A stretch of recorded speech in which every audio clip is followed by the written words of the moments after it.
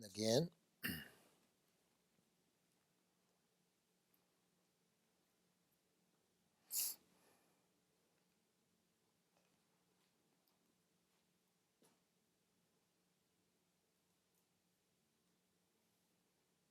a few things supports your meditation. We meditate a lot, right? We meditate a lot. So when you meditate, you need joyful, right? Joyful effort. You need mindfulness. You need, of course, bodhicitta and awareness. Joyful effort.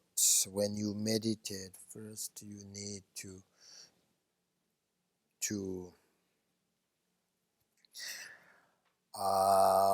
apply joyful and continuous effort. If you experience joy in what you are doing, then you will you want to do it sort of continually.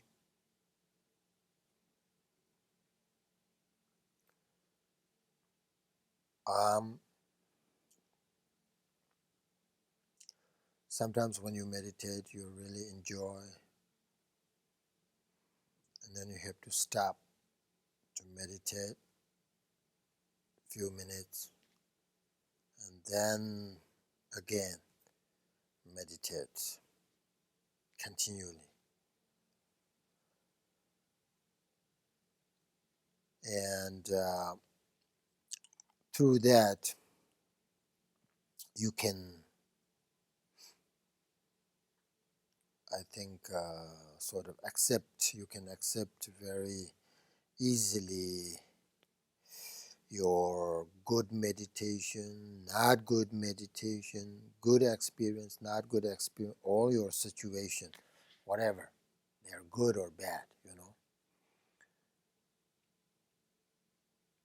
Otherwise, sometimes people worry they have a bad experience from their meditation. That's obstacle.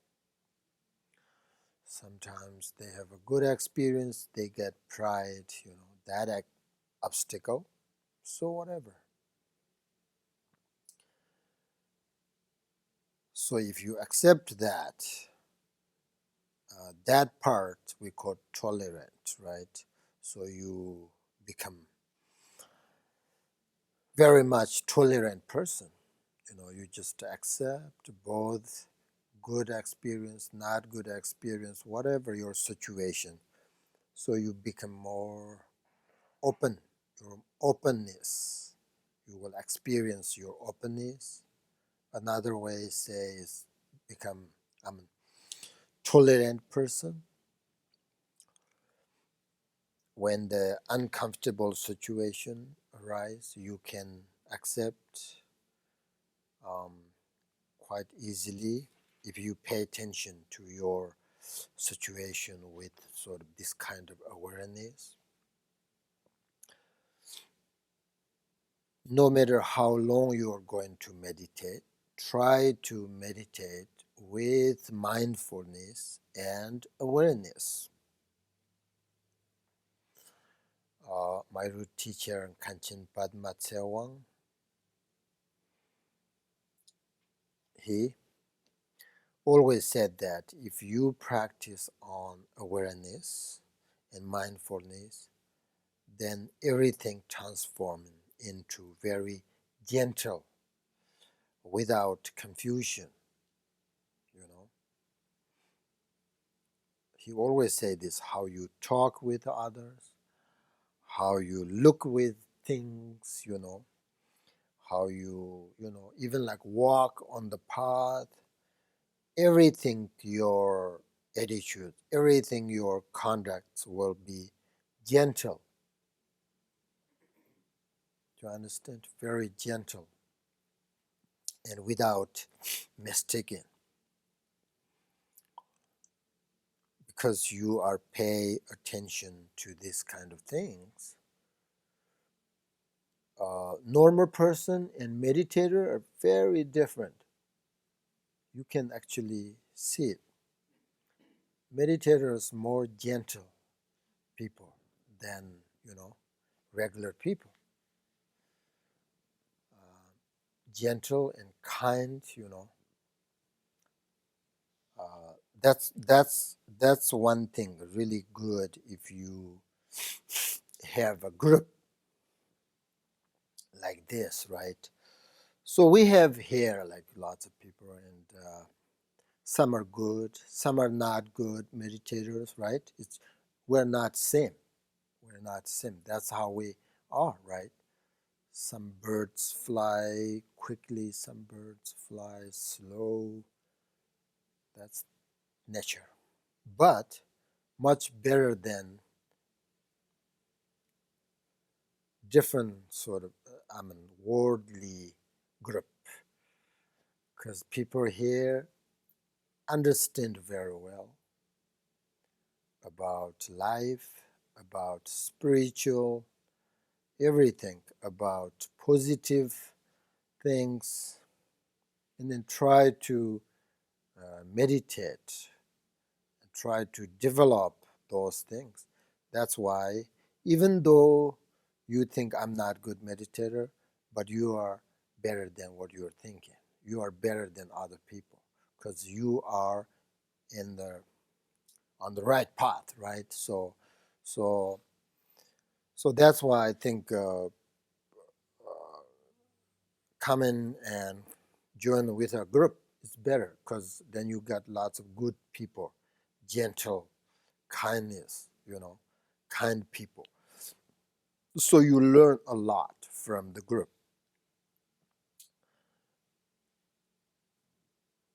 So that's why we have community. We have sangha, right? Sangha.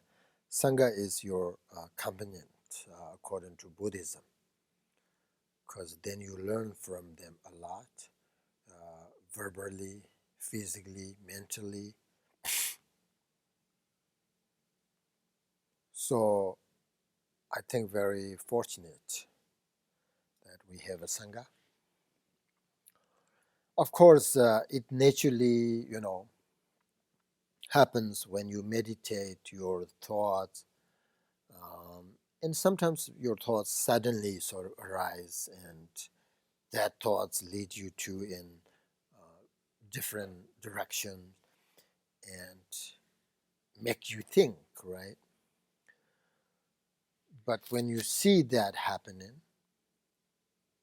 because now you're try to develop mindfulness awareness, and then you will see what happened, and then you are not follow, right? You are not follow your thoughts, and immediately bring your mind, your awareness mind, I say awareness mind back. And most time, the awareness and negative thoughts are sort of cannot be coexist, cannot be together. It's like you turn on light. When you turn on light, it will remove all this darkness inside the room. Lightness and darkness cannot live together, right? So awareness mind bring the recognition,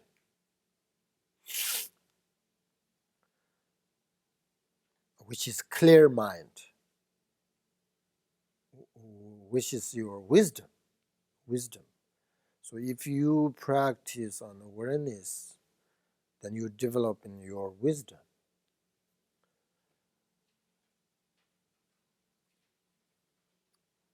And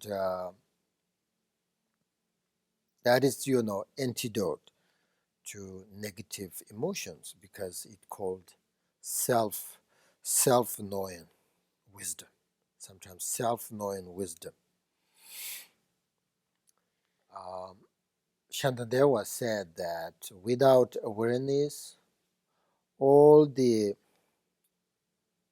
recitations, visualizations, even though you practice for a long time, are actually not so much useful if the mind is on someone else.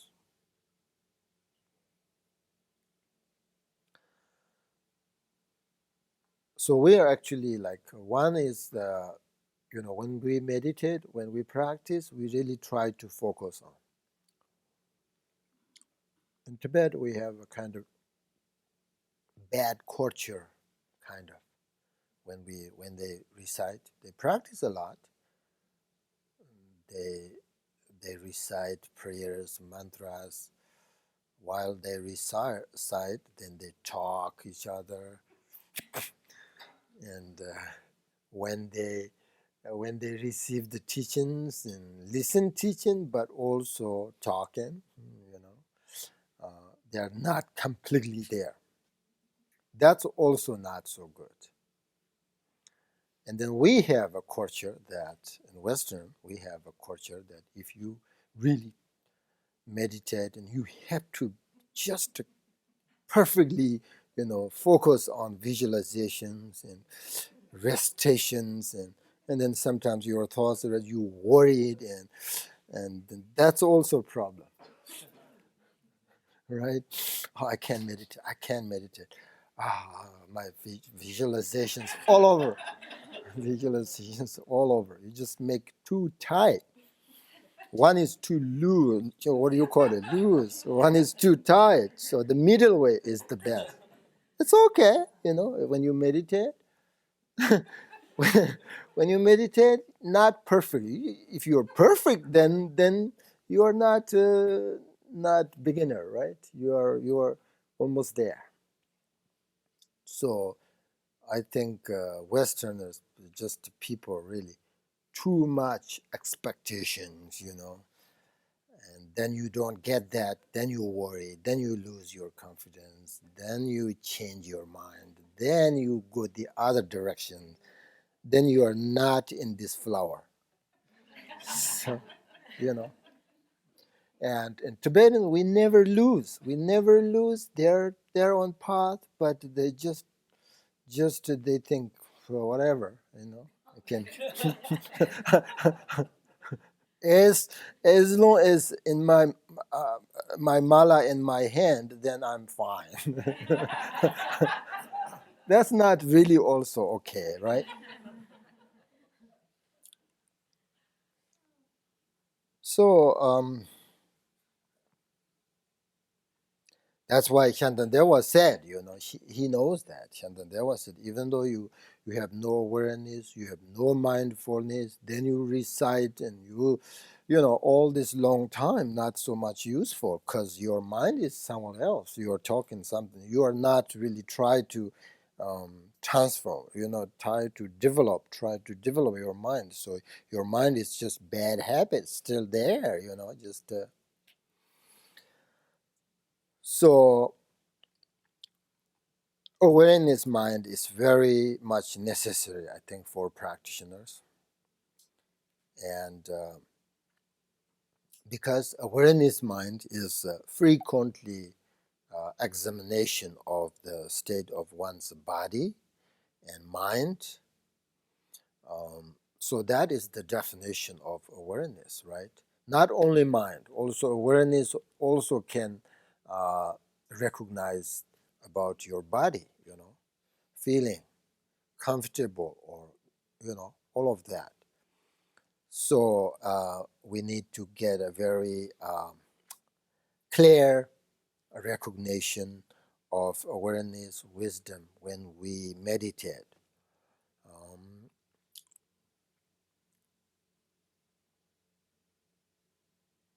So easy way to explain awareness and mindfulness bodhicitta, these things. And we also understand very well these are very important practice. Uh, but sometimes difficult when you meditate on it. That's fine. Just don't worry. I think just don't worry. Just try to meditate. And so again, meditate, when you meditate, you really pay attention. There is a relaxation. Really, there is a relaxation. Um, you have to, someone, need to know there is a relaxation. Who knows? Who know? When we meditate, there is a relaxation. We know it, right? There is a relaxation. It is the part of mindfulness, right? Is it? Is it part of mindfulness? You relax. I think it's part of your mindfulness. And then you are knowing, oh, this is relaxation. This is peacefulness, or you're aware of your situation, that kind of, and uh, and then you look at the situation directly, um, then there is a clear wisdom, right? Clear wisdom. That is awareness. That is part of awareness. Awareness and wisdom, very much similar.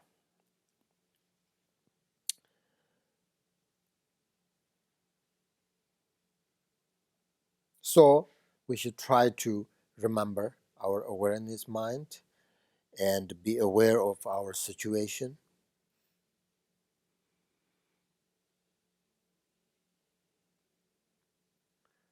Especially bodhicitta and awareness together.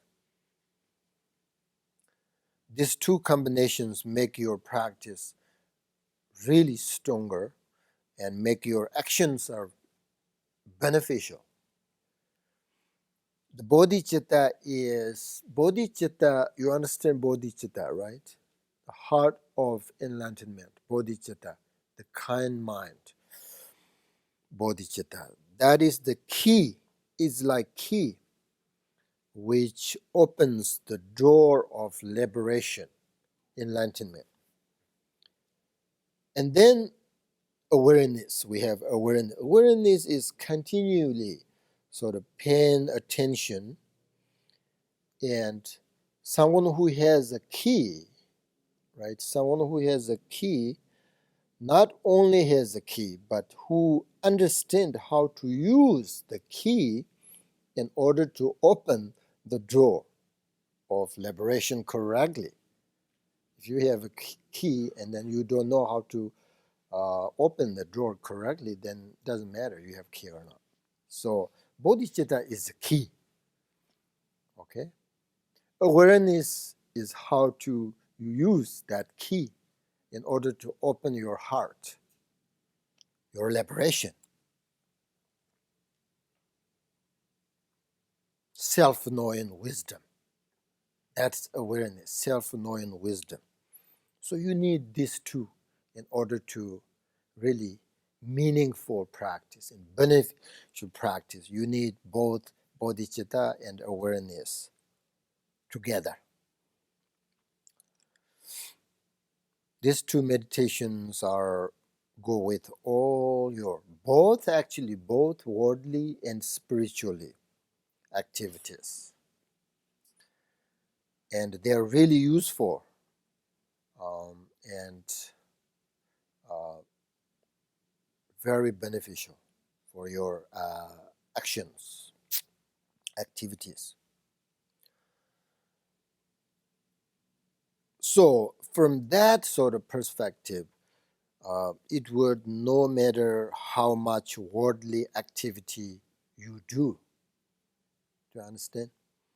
As long as you mixed your practice and with your worldly activities, you can do all of your worldly things, all of it.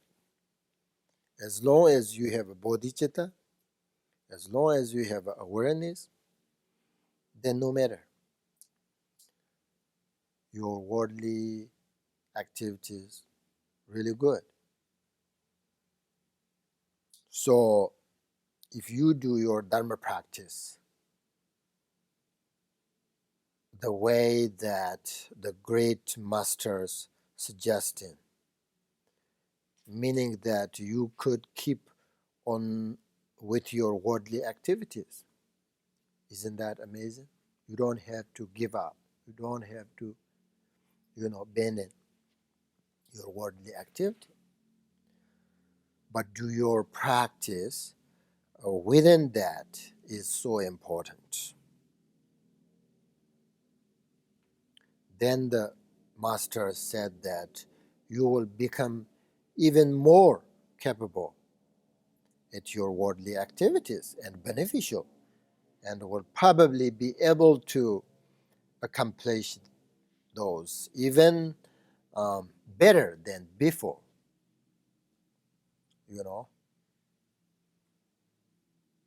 These are very important, though.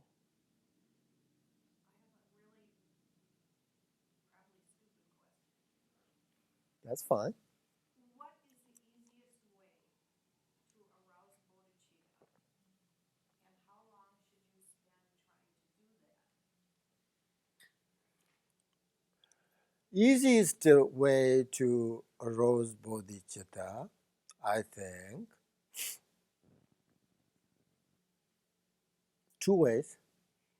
One is, well, we talk this all the time probably, but try to think others' situation,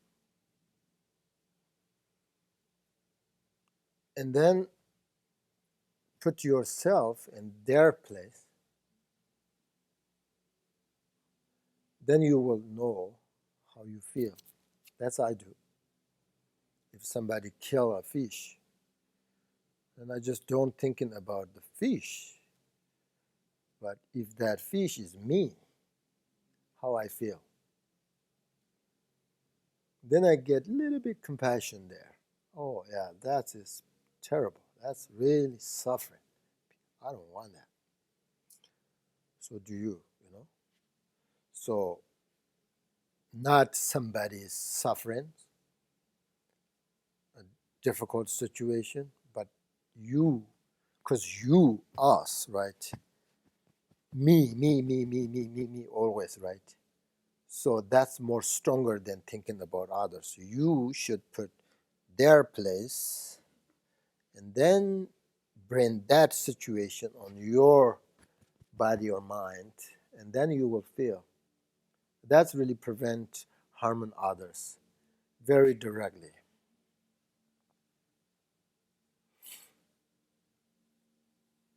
Um, and then second thing is you appreciate. You have to try to appreciate all sentient beings. If there is no sentient beings exist, then I have no chance to practice bodhicitta. Right? They are my teachers. That's how I see. Then you appreciate others. Then so that you will understand the kindness of all sentient beings. So the kindness of all sentient beings, if you understand that, then you will really grateful for others, right? And then you are connecting. Then you are connecting with others. Understand? Okay, good. So that is very important, right? That is very important. And then your other question: how long until you get enlightenment? Right? That's bodhicitta is necessary every single day with your worldly activities, with your spiritual activity, both really necessary. These are very necessary.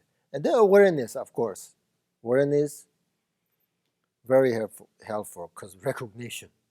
It's recognition, because people, good people, but still selfish, right? Selfish is not good. Not only religious, what do you call it, idea, but selfish harms uh, everything. And bodhicitta is the antidote of selfish, right? So then you can do this. You can do this every single day, and especially like when you're really aware and you really uh, don't forget bodhicitta, then you actually don't need sit, on cushion and meditate. Whatever you do, walk and talk and work and whatever you do with the bodhicitta, you can. So then very meaningful, your job. That's why, for example, in ancient India, there were 80 Mahasiddhas, 80 Mahasiddhas, great uh, scholars and meditators, great masters. Um, they were people who completely liberated, 80 Mahasiddhas, completely liberated, but they did remember all kinds of different things. They had all kinds of just ordinary occupations, looks like very much worldly activities, you know, but they never lose their practice, the bodhicitta and awareness, the self-knowing wisdom, all we're talking here. When they do their worldly activities and whatever they do, they never lose their practice.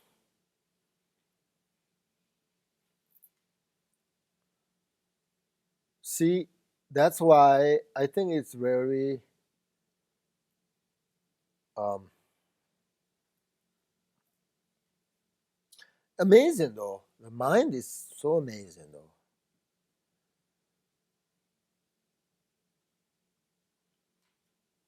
Uh, you can do that. Like, one time my root teacher invited different monasteries, and they had really all this, what do you call it? All these things, the invitation, dance, and all these kind of fun things. Uh, you can experience that. You can also enjoy with, but you never lose your awareness. Your nature of mind is there, but still you enjoy with worldly activities. So this is amazing. That's liberation. Sometimes people say, "Oh, if when you get liberation, you nothing enjoy about samsaric pleasures." That's not true. That's not true. You enjoy, but there is a difference. Is there's no attachment, no anger and jealousy, all of that. But you just instead have a great compassion and love and kindness and enjoyment and happiness for others, and all that kind of things. We can never lose your practice if you do that. And then you're you know you can do more meaningfully, if you have bodhicitta and go to work and do your job. Is very, very helpful. um, so you never lose, bodhicitta. uh, Sometimes we're talking about the renunciation. Sometimes people think that it means we have to give up everything, right? Everything, even though we're not capable to do that. People just, that's really misunderstand. Renunciation means people misunderstand. I don't know. But in Tibet, word renunciation is not, it means not give up.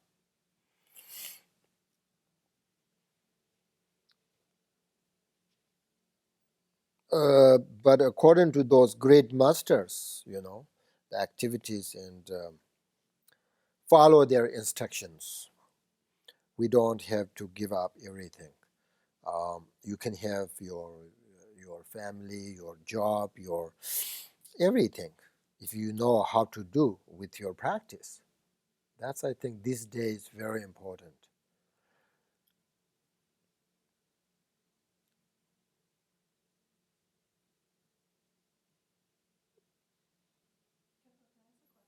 Sure. You talked about how when we're meditating and we notice that we're getting too drawn into an experience and that we should cut through it and refresh the meditation.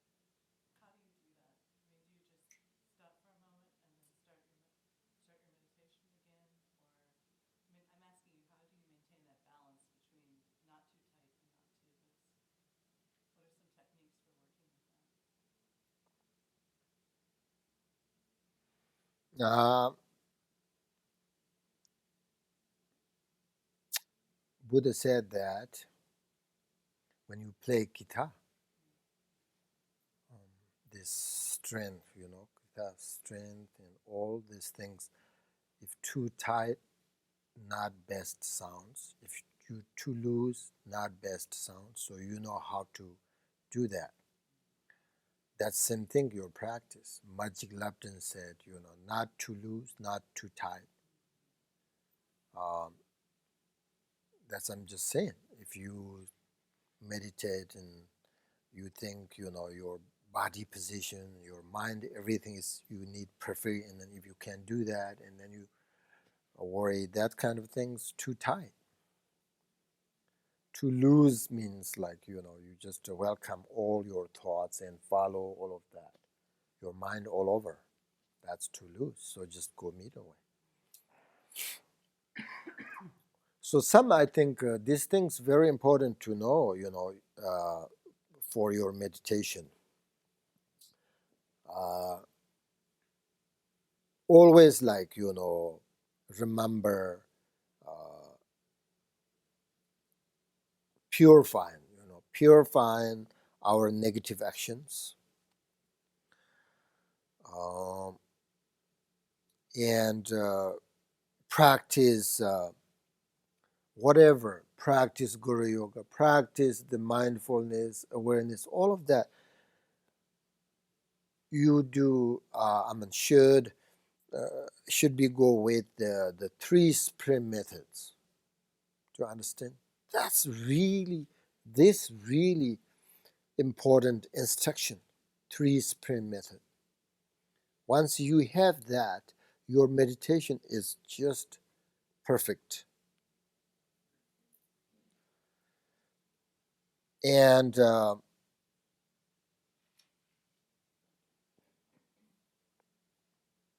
another thing I would like to tell you, and very important to know, is when you meditate, actually, uh,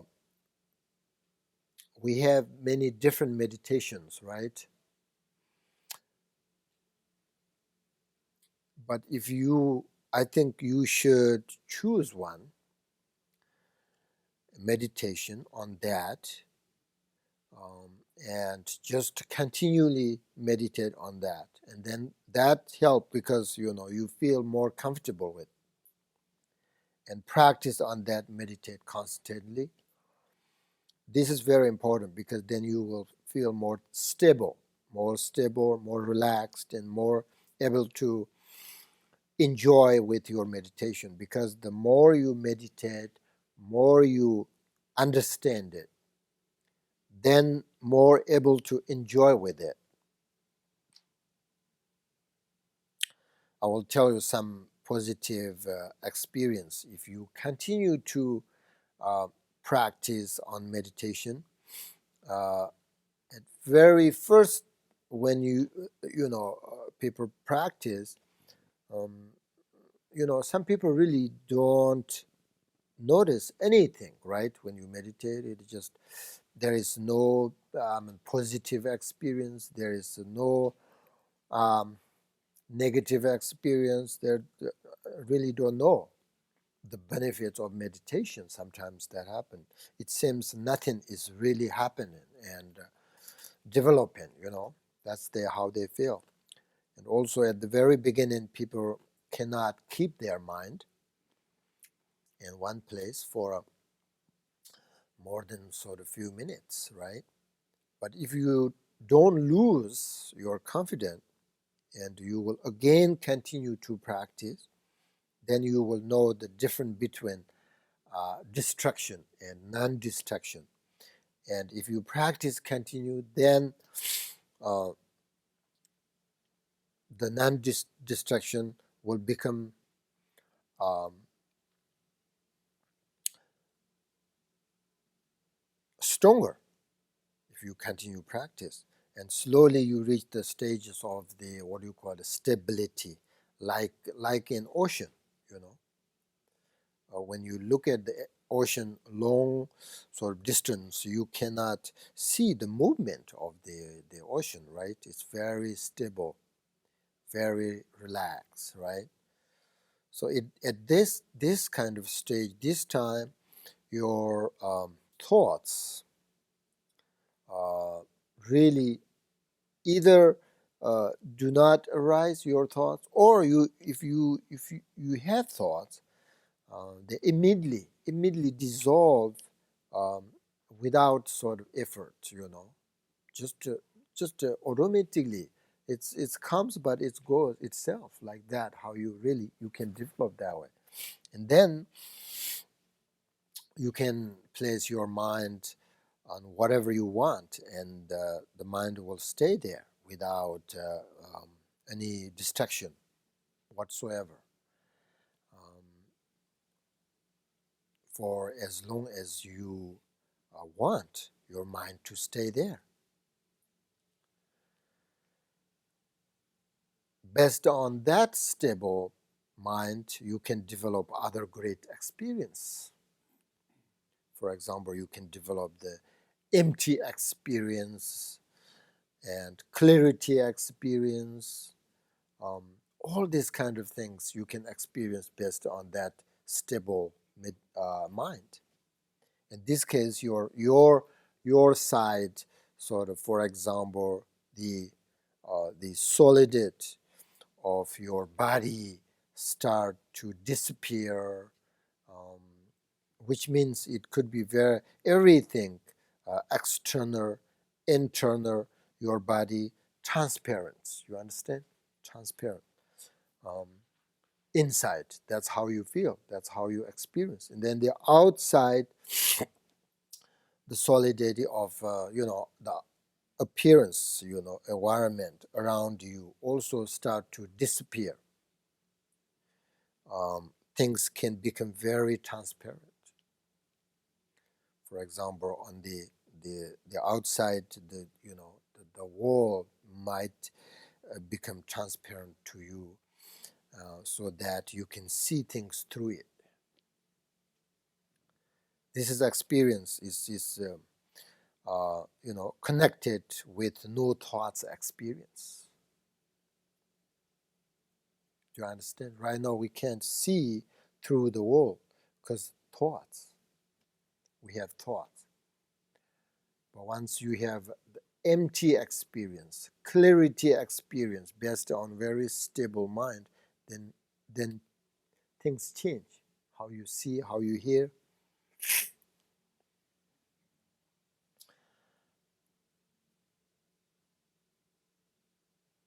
So then, continued your practice, and your meditation will develop sort of this experience.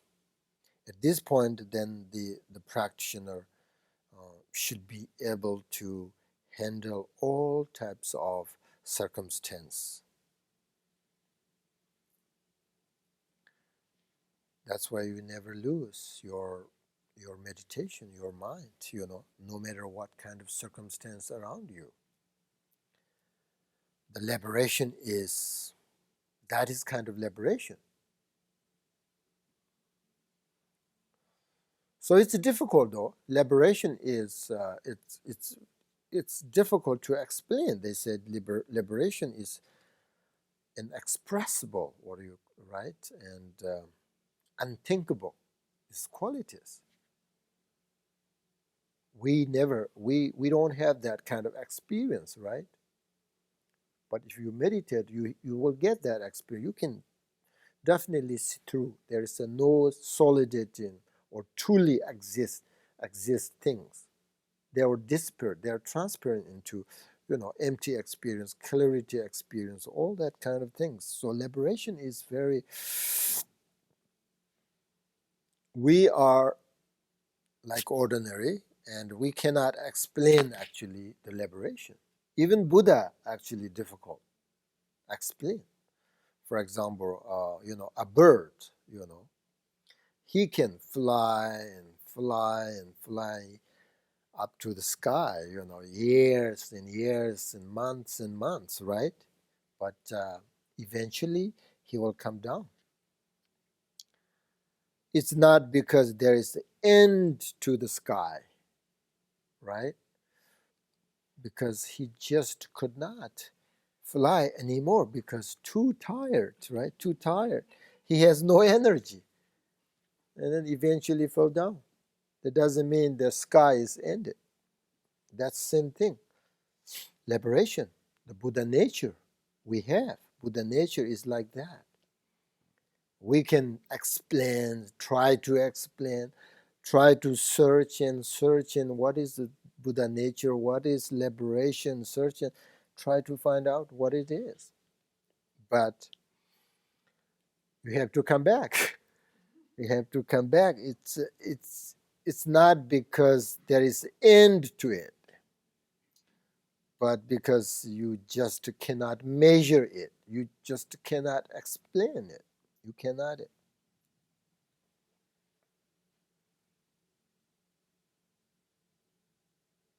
Maybe right now it doesn't make sense, right? We are not there, so it's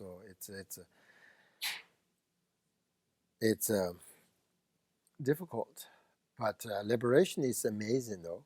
That's we have. That's liberation is not outside in within us. That's we have, but we have to meditate. All right. Yeah. Can I ask about morning meditation versus evening meditation? Hmm. So morning meditation generally fresher. That's right. Evening meditation generally less fresh. That's right. Is it always the same techniques with your mind? Always the same techniques with your mind, or is there something different that you do when you're tired and you still you're going to meditate but you're tired? Ah, You still meditate but you're tired. you're tired, right? There is a technique. When you're tired, you're really tired, You're not fresh. you're not fresh. Let's do this. If you're really tired, I think this helps. Like you put like that, and then you plug your right nostrils. Do these few things. I think maybe a little help when you're tired. So breathe, breathe in, right? Breathe in. You have to start with your left nostrils. So you breathe in as long as you can. No rush. Very gently and slowly. So like this.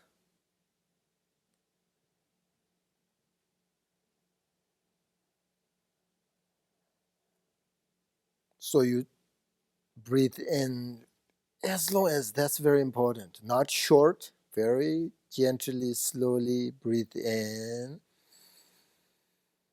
And then use your this finger and then breathe out from your right nostrils. Also very long.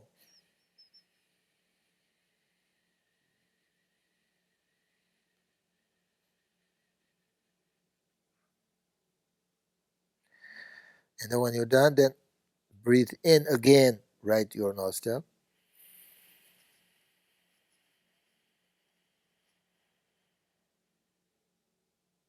Then again, breathe out your left.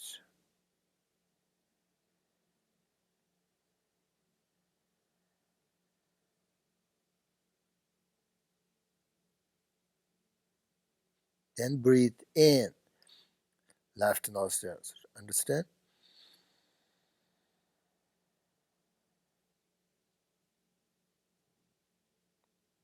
At the same time, you have to focus on your breath.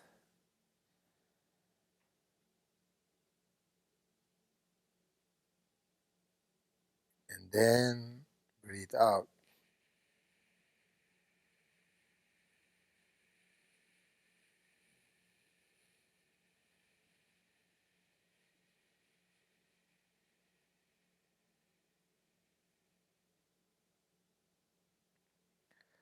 And then breathe in.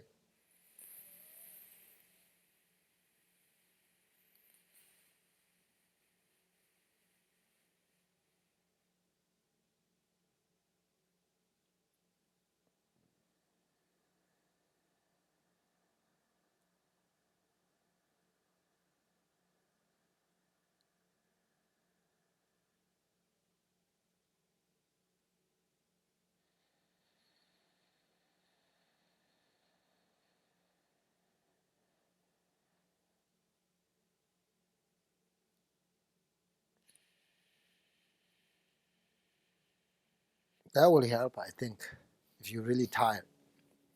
3 times, 6 times, 5 minutes. As much as you can.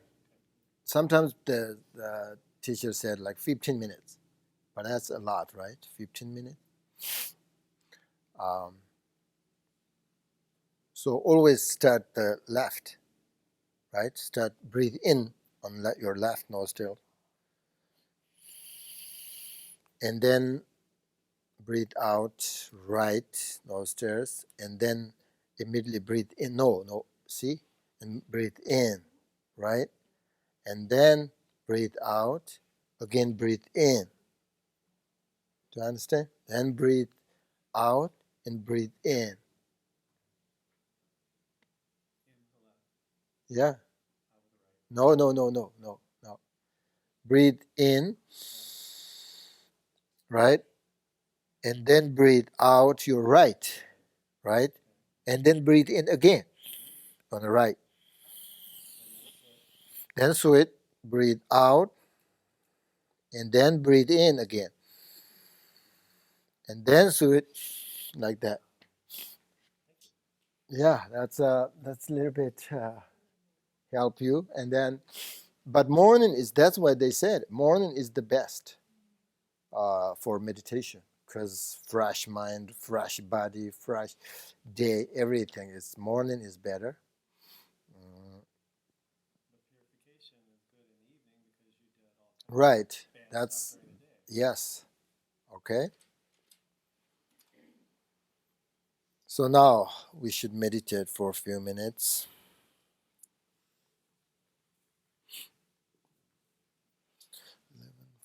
Okay.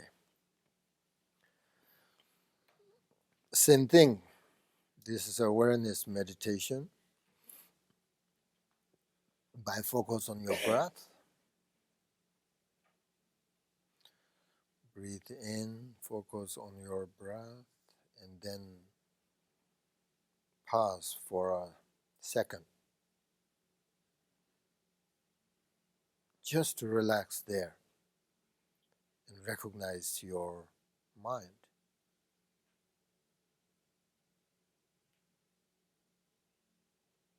And then breathe out.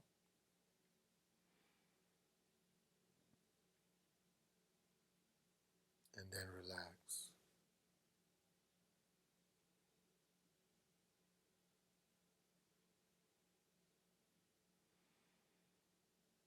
Focus on your awareness, right? Awareness is turn your attention to the clarity of awareness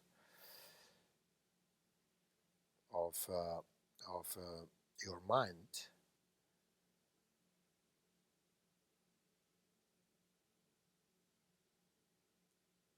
If you're okay, then you don't. If your mind already relaxed and is easy, then you don't have to focus on your breath. Your breath just naturally in and out, but focus on your awareness.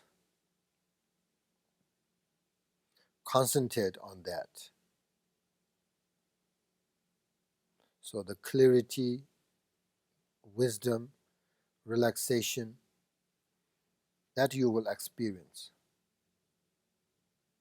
but not really too much focused on experience, right? Just the experience come and go, that's fine. But just to relax on awareness,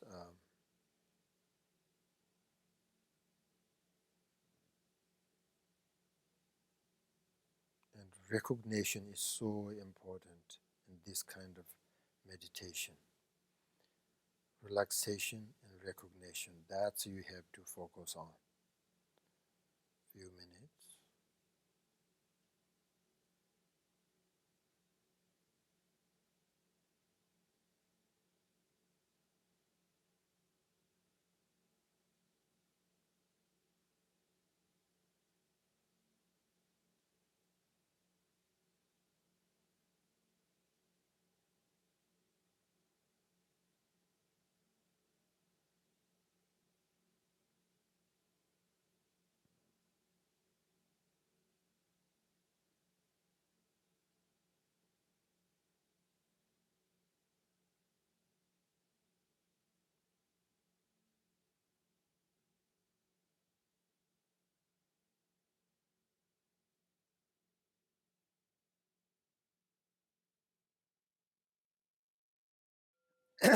Good.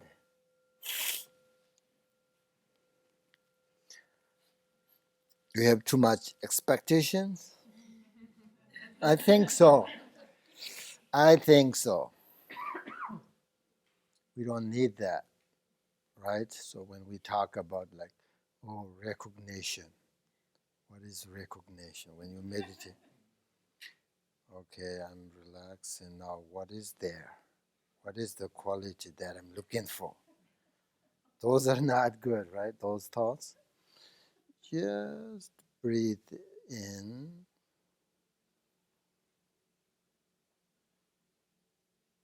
concentrate on that, and then just breathe out. That's all, nothing other than that. Just do that over again. Don't don't really think that, what is the nature of mind,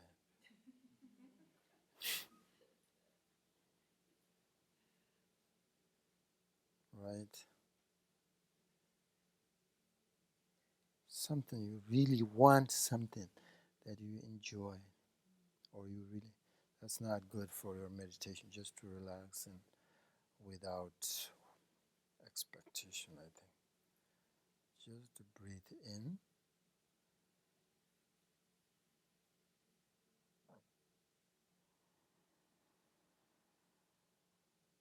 breathe out, and concentrate on that. That's nothing other than that.